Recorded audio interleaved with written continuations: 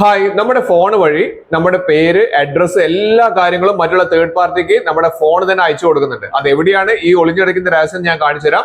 Video skip ചെയ്യാതെ അവസാനം വരെ കാണാം. മൊബൈൽ ഉപയോഗിക്കുന്നത് നമ്മൾ ഒരിക്കലും ശ്രദ്ധിക്കാത്ത ഒരു കാര്യമാണ് ഞാൻ ഇവിടെ പറയുന്നത്. നമ്മൾ വളരെ വളരെ ശ്രദ്ധിക്കണം. മൊബൈൽ ഉപയോഗിക്കുന്ന സമയത്ത് നമ്മൾ ഇൻസ്റ്റാഗ്രാം, ഫേസ്ബുക്കിന്റെ പല കാര്യങ്ങളും ഉപയോഗിക്കുന്നുണ്ടെങ്കിലും പക്ഷെ നമ്മൾ ഫോണിൽ കോൺടാക്ട്സുകൾ കാര്യങ്ങളുണ്ട്.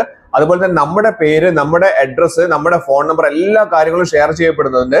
അത് നമ്മൾ വളരെയധികം ശ്രദ്ധിച്ചേ പറ്റുള്ളൂ. ഇല്ലെങ്കിൽ അനാവശ്യ പരസ്യങ്ങൾ, അതുപോലെ തന്നെ ബാങ്ക് തട്ടിപ്പുകൾ, ഇങ്ങനത്തെ പല കാര്യങ്ങളും വരും. അത് രണ്ട് കാര്യങ്ങളും ഞാൻ കാണിച്ചു തരാം. ഒന്ന് സെറ്റിംഗ്സിൽ കാണിച്ചു തരാം, ഒന്ന് ഗൂഗിൾ ക്രോമിലും കാണിച്ചു തരാം. അതുകൊണ്ട് വീഡിയോ സ്കിപ്പ് ചെയ്യാതെ അവസാനം വരെ കണ്ടാൽ കൃത്യമായിട്ട് മനസ്സിലാവും. അതിന് ആദ്യമായി നമ്മൾ ചെയ്യേണ്ടത് ഗൂഗിൾ ക്രോം ഒന്ന് ഓപ്പൺ ചെയ്യുക എന്നുള്ളതാണ്. ഗൂഗിൾ ക്രോം ഓപ്പൺ ചെയ്ത് കഴിഞ്ഞാൽ ഏറ്റവും മുകളിൽ 3 ഡോട്ട്സ് കാണാൻ സാധിക്കും. ആ 3 ഡോട്ട്സിൽ ക്ലിക്ക് ചെയ്ത് കഴിഞ്ഞിട്ട് ഏറ്റവും താഴേക്ക് വരുന്ന സമയത്ത് നമുക്കിവിടെ സെറ്റിംഗ്സ് എന്ന് പറഞ്ഞിട്ട് ഒരു ഓപ്ഷൻ കാണാൻ സാധിക്കും. ഈ സെറ്റിംഗ്സിലാണ് ഞാൻ ഈ പറയുന്ന കാര്യങ്ങൾ ഉള്ളത്. അപ്പോൾ ആ സെറ്റിംഗ്സ് ഒന്ന് ക്ലിക്ക് ചെയ്യാം. ആ സെറ്റിംഗ്സ് ഒന്ന് ക്ലിക്ക് ചെയ്ത് കഴിഞ്ഞാൽ നമ്മൾ ആദ്യം നോക്കേണ്ടത് ഏറ്റവും മുകളിൽ നമ്മൾ ഉപയോഗിക്കുന്ന ഇമെയിൽ ഐ ഡി തന്നെയാണോ ഇതിൽ കാണിക്കുന്നത് എന്നുള്ളത്. ആ ഇമെയിൽ ഐ ഡി തന്നെയാണെങ്കിൽ ആ ഇമെയിൽ ഐ ഡി നമ്മൾ നോക്കിയിട്ട് താഴേക്ക് വരുന്ന സമയത്ത് ഒരു 4-5 ഓപ്ഷൻസ് താഴേക്ക് വരുന്ന സമയത്ത് നമുക്ക് ഈ പറഞ്ഞിരിക്കുന്ന കാര്യം നമുക്ക് ഇവിടെ കാണാൻ സാധിക്കും. ഇവിടെ അഡ്രസ് ആൻഡ് മോർ എന്ന് പറയുന്ന ഓപ്ഷൻ കാണാൻ സാധിക്കും. അഡ്രസ്സസ് ആൻഡ് മോർ എന്ന് പറയുന്ന ഓപ്ഷൻ വളരെ ഇമ്പോർട്ടന്റ് ആയിട്ടുള്ളതാണ്. ഇതിലും ഇമ്പോർട്ടന്റ് ആണ് ബാക്കിയുള്ള രണ്ടെണ്ണം. അതുകൊണ്ട് വീഡിയോ അവസാനം വരെ കാണാം. ഇവിടെ അഡ്രസ് ആൻഡ് മോറിൽ ഒന്ന് ക്ലിക്ക് ചെയ്യാം.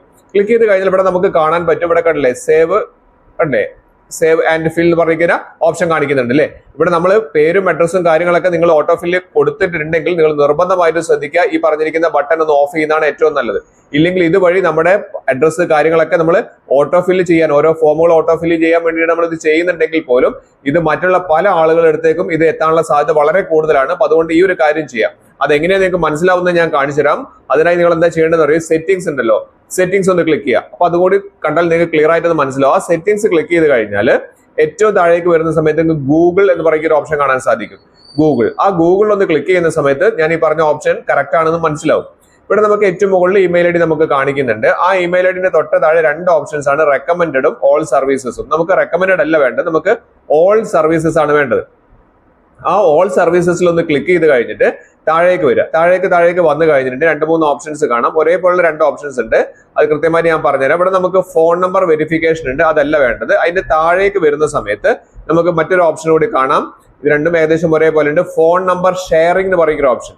ആ ഫോൺ നമ്പർ ഷെയറിംഗ് നമ്മളൊന്ന് ക്ലിക്ക് ചെയ്ത് നോക്കുക. അവിടെ ക്ലിക്ക് ചെയ്താൽ നിങ്ങൾ ഞെട്ടിപ്പോകും. കാരണം നിങ്ങളുടെ ഫോൺ നമ്പർ ഷെയർ ചെയ്യാൻ ഇവിടെ കണ്ടില്ലേ, നിങ്ങളുടെ ഫോൺ നമ്പർ നിങ്ങൾ തന്നെ അനുവാദം കൊടുത്തിരിക്കുകയാണ് എന്ത് ചെയ്യാണ്, ഷെയർ ചെയ്യാൻ വേണ്ടിയിട്ട്.